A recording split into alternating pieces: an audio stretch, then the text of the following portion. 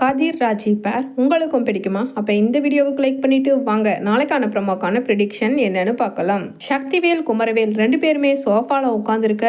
இங்கே வெளியில் கார் வந்து நிற்கிது.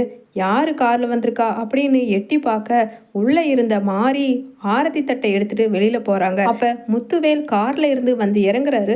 பார்த்து பார்த்து அப்படின்னு சொல்லிட்டு கதிரும் கைத்தாங்களா பிடிச்சு கூட்டிகிட்டு வர, இன்னொரு பக்கம் அம்மா நீ லக்கேஜ் பேக்கெல்லாம் வெய்யுமா, அதுக்கப்புறமா அப்பாவை உள்ளே கொண்டுட்டு போய் உட்கார வச்சுட்டு இதெல்லாம் எடுத்துக்கலாம் அப்படின்னு ராஜையும் வடிவுக்கிட்ட அக்கறையாக பேசிட்டு, அப்பா இருங்கப்பா நான் இன்னொரு சைடு வரேன் அப்படின்னு அங்கே இன்னொரு பக்கம் முத்துவேலோட கையை பிடிச்சிட்டு நடக்க முத்துவேல் சிரிக்கிறாரு. அப்போ உள்ளே இருந்து வந்த சக்திவேல், அண்ணே இருண்ணே நான் வர்றேன் அப்படின்னு வர, உடனே முத்துவேல் கையை அப்படியே ஒன்று நீ வர வேண்டாம் அப்படிங்கிற மாதிரி எதிராக காமிக்கிறாரு அமைதியாக சைகையில். உடனே சக்திவேலோ விடு நான் பார்த்துக்கிறேன் அண்ணனை அப்படின்னு கதிரை தள்ளிவிட, சக்திவேல் அண்ணன் என் மேலே கோபமான என் புள்ள குமரவேல் பண்ணதுக்கு நான் என்னென்ன பண்ணினேன் அப்படின்னு சொல்கிறாரு. உடனே முத்துவேல் இருக்கிறாரு. மாமா இருங்க மாமா ஆரத்தி எடுத்துக்கலாம் அப்படின்னு மாரியும் எடுத்துகிட்டு வர, பார்த்தா வாயா முத்து இனிமேலாவது எந்த பிரச்சனையும் இல்லாமல் நீ நல்லா இருக்கணும்யா, மாறி ஆரத்தியை எடுமா அப்படின்னு சொல்கிறாங்க. உடனே முத்துவேல் இல்லைம்மா இல்லை நான் என் தங்கச்சி கோமதியை எடுக்க சொல்கிறேன் அப்படின்னு சொல்லிட்டு திரும்பி பாண்டியன் வீட்டுக்கிட்ட நிற்கிறாரு. அதை பார்த்துட்டு அங்கே நின்றுட்டு இருந்த கதிர், என்ன என் வீட்டுக்கு வர்றீங்க அப்படின்னு கேட்க, உடனே முத்துவேல் ஏன் என் மக வீட்டுக்கு நான் வந்து இருக்கக்கூடாதா அப்படின்னு கேட்குறாரு. உடனே கதிரோ சேச்சே நான் அப்படியெல்லாம் சொல்லலை, உங்களுக்கு அங்கே எல்லா வசதியும் இருக்கும், எங்கள் வீடு கொஞ்சம் வசதி கம்மியான வீடு, அதுதான் ஒன்றும் பிரச்சனை இல்லை, நீங்கள் வந்து இருக்கிறது எங்களுக்கு ரொம்ப ரொம்ப சந்தோஷம், இருங்க எங்கள் அம்மாவை கூட்டிகிட்டு வரேன் அப்படின்னு சொல்லிட்டு உள்ள கிச்சனில் பிஸியாக சமைச்சிக்கிட்டு இருக்க கோமதியை உள்ளே போய் கதிர், அம்மா அம்மா நம்ம வீட்டுக்கு யார் வந்திருக்காங்கன்னு பாருமா அப்படின்னு சொல்ல, உடனே கோமதியும் வெளியில் வர்றாங்க.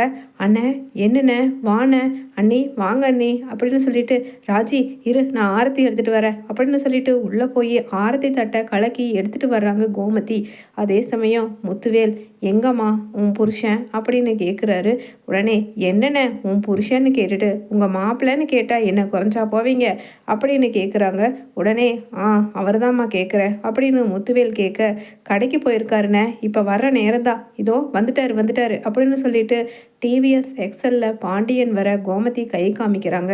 உடனே பாண்டியனும் கோமதி என்ன வந்தவங்கள வாசல்லையே நிப்பாட்டி வச்சுருக்க அப்படின்னு பாண்டியனும் கேட்க, இல்லைங்க இப்போ தான் நீங்கள் வர்றதை பற்றி நான் சொல்லிகிட்டு இருந்தேன், அண்ணே வாண்ணே இப்போ நடனே உள்ள அப்படின்னு சொல்லிட்டு ஆரத்தி தட்டை கொட்டிட்டு போகிறாங்க. அதே சமயம் சக்திவேல், அண்ணே என்னண்ணே எதுக்குண்ணே அவங்க வீட்டுக்குள்ளே போகிற, நம்ம வீட்டில் தானே நீ வந்து இருக்கணும், எனக்கு ஒன்றுமே புரியலைண்ணே, ஒன்றும் சொல்லாமல் நீ உள்ளே போகிறது அப்படின்னு சொல்லிட்டு சொல்ல, உடனே ஒரு நிமிஷம் இருங்க நான் உள்ளே வர்றதுக்கு முன்னாடி முக்கியமாக முடிச்சு விட வேண்டிய வேலைகள் சில இருக்குது அப்படின்னு அங்கேயே பாண்டியன் வீட்டு திண்ணையில் உட்காந்துடுறாரு முத்துவேல். லாயர் நான் முத்துவேல் பேசுகிறேன், நான் சொன்ன மாதிரி டாக்குமெண்டேஷன்ஸ் எல்லாமே ரெடி பண்ணிட்டீங்கல்ல அப்படின்னு கேட்குறாரு. ரெடி பண்ணியாச்சு சார், நீங்கள் தான் நான் வீட்டுக்கு டிஸ்சார்ஜ் ஆகி போன உடனே கூப்பிட்றேன், அதுக்கப்புறம் நீங்கள் வந்தீங்கன்னா போதும்னு நேற்று சொன்னீங்க, அதனால தான் சார் நான் எல்லாம் ரெடியாக தான் இருக்கேன், நீங்கள் கூப்பிட்டா போதும் அப்படின்னு லாயரும் சொல்ல, உடனே முத்துவேல் இப்போ நான் வீட்டில் தான் இருக்கேன், உடனடியாக உங்களால் வர முடியுமா அப்படின்னு கேட்க, இதோ இங்கே பக்கத்தில் தான் சார் இருக்கேன், நான் வந்துடுறேன் எல்லா டாக்குமெண்ட்ஸையும் எடுத்துகிட்டு அப்படின்னு சொல்கிறாரு.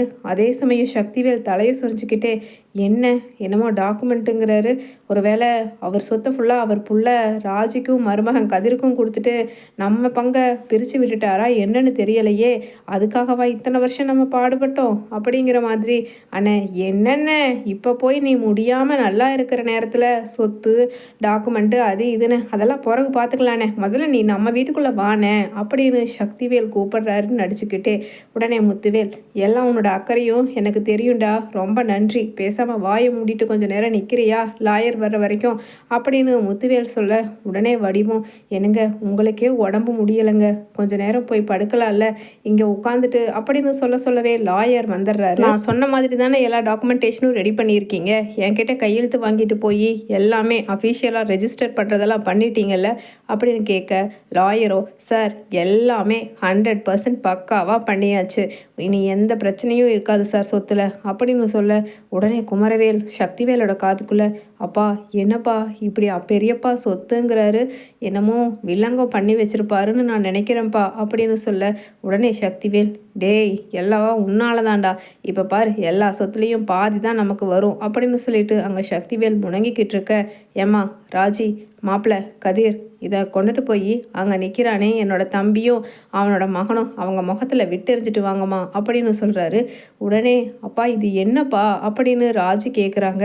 அப்போ முத்துவேல், இது எல்லாம் சொத்துக்காக தானம்மா அவன் மகனும் அவனும் உன்னையும் என்னையும் கோமதியையும் எல்லாத்தையுமே இத்தனை நாளாக பிரித்து வச்சாங்க. அதனால் இனிமேல் எனக்கு இவங்க தேவையில்லைம்மா, நீயும் என் மாப்பிள்ளையும் போதும் அப்படின்னு சொல்ல, உடனே பக்கத்துலேயே உட்காந்துட்டு ராஜி, என்னப்பா சொல்கிறீங்க? உங்களை பார்க்காம வேற யாரைப்பா பார்க்க போகிறேன்? உங்கள் பொண்ணு எனக்கு இப்படியெல்லாம் ஒரு சான்ஸ் கிடச்சி கொடுத்து பார்க்குறதே ரொம்ப கொடுத்து வச்சுருக்கணும்ப்பா. நீங்கள் 2 பேரும் என்றைக்குமே என் கூடவே இருக்கணும்ப்பா அப்படின்னு சொல்ல, பாண்டியனும் சிரிச்சிட்டு, ஆமாங்க, உங்கள் தங்கச்சி கோமதியும் இத்தனை வருஷமாக அவங்கள பிரிஞ்சிருந்துட்டா இனிமேல் கூட நீங்கள் இருந்து சந்தோஷமாக இருக்கணும் அப்படின்னு சொல்ல, உடனே அந்த கதிர் அந்த டாக்குமெண்ட்டை கொண்டுட்டு போய் முகத்தில் விட்டெறிஞ்சிட்டு வர்றாரு. உடனே எழுந்திரிச்ச முத்துவேல், டேய் சக்தி, இந்தா எல்லா சொத்தும் உன் மகன் பேரில் எழுதியிருக்க. இந்த சொத்தை வச்சு நீ என்ன பண்ண முடியுமோ பண்ணிக்க. ஆனால் ஒன்று, என் மருமகன் கதிர் சுயமாக உழைச்சி சம்பாதிச்சு கொஞ்சம் கொஞ்சமாக முன்னேறி உங்களை விட நிச்சயமாக பெரிய ஆளாக வருவார். ஏன்னா அவரோட மனசு அப்படி, நேர்மை அப்படி அப்படின்னு சொல்லிட்டு முத்துவேல் போலாமா உள்ள அப்படின்னு திரும்பி உள்ளே போகிறாரு.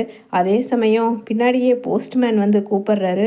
காலிங் பெல் அடித்து, என்ன சார் என்ன அப்படின்னு சொல்லிட்டு கதிர் வந்து கேட்க, இங்கே ராஜேஸ்வரி கதிர் யார் அப்படின்னு கேட்க, என் ஒய்ஃப் தான், என்ன அப்படின்னு கேட்குறாரு கதிர். அவங்களுக்கு போஸ்ட் வந்திருக்கு அப்படின்னு சொல்ல, அப்படியா, என்ன போஸ்ட் கொடுங்க பார்க்கலாம் அப்படின்னு வாங்கி கதிர், ராஜி உனக்கு தான் லெட்டர் அப்படின்னு சொல்ல, அப்பா நான் போலீஸ் எக்ஸாமில் பாஸ் ஆகிட்டேன்ப்பா, அதுவும் ஃபர்ஸ்ட் கிளாஸில் பாஸ் ஆகிருக்கேன்ப்பா, போஸ்டிங் எனக்கு இங்கே பக்கத்துலேயே தான் போட்டிருக்காங்கப்பா அப்படின்னு சொல்லிட்டு சந்தோஷமாக முத்துவேலை கட்டி தாவி அணைச்சு அழ, அப்படியே ஆனந்த கண்ணீர் விடுறாரு முத்துவேல். ஏம்மா, உனக்கு இந்த நிலைமைக்கு வரணும்னு எத்தனை நாள் நீ கனவு கண்டிருப்ப.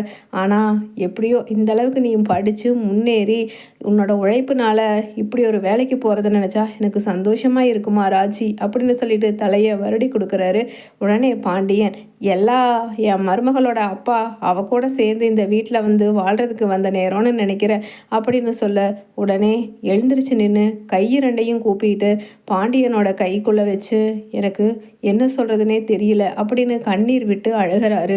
உடனே பாண்டியனோ, ஐய என்னங்க எதுக்கு அழுகிறீங்க அப்படின்னு சொல்ல, இல்லை சொத்து பத்து காசு பணம் இருக்கிற பக்கம்தான் சந்தோஷம் இருக்கும் அப்படின்னு நான் நினச்சிட்டு இருந்தேன். ஆனால் ஒரு ஏழையாக இருந்தாலும் என் தங்கச்சி கோமதியை நீ இத்தனை வருஷமாக எப்படி காப்பாற்றியிருப்பேங்கிறது இப்போ நீங்கள் பேசின இந்த பேச்சிலேயே தெரியுது. நான் உங்களுக்கு பாரமாக இருக்கேனா என் மனைவியும் நானும் அப்படின்னு கேட்குறாரு பாண்டியன் கிட்ட அங்கே நிற்கிற முத்துவேல். உடனே, இதை பாருங்க, இன்னொரு வாட்டி இப்படி கேட்டிங்கன்னா தான் எனக்கு சங்கடமாக போகும். அதனால் நீங்கள் என்னை பற்றி என்ன நினச்சிட்ருக்கீங்கன்னு தெரியாது. ஆனால் என் பிள்ளைங்க கரெக்டான முடிவு தான் எடுத்திருப்பாங்க. ஏப்பா ராஜி, நீயும் கதிரும் தான் உங்கள் அப்பா அம்மாவை கடைசி வரைக்கும் பார்க்க வேண்டிய கடமை அப்படின்னு சொல்லிட்டு பெருமிதப்படுற.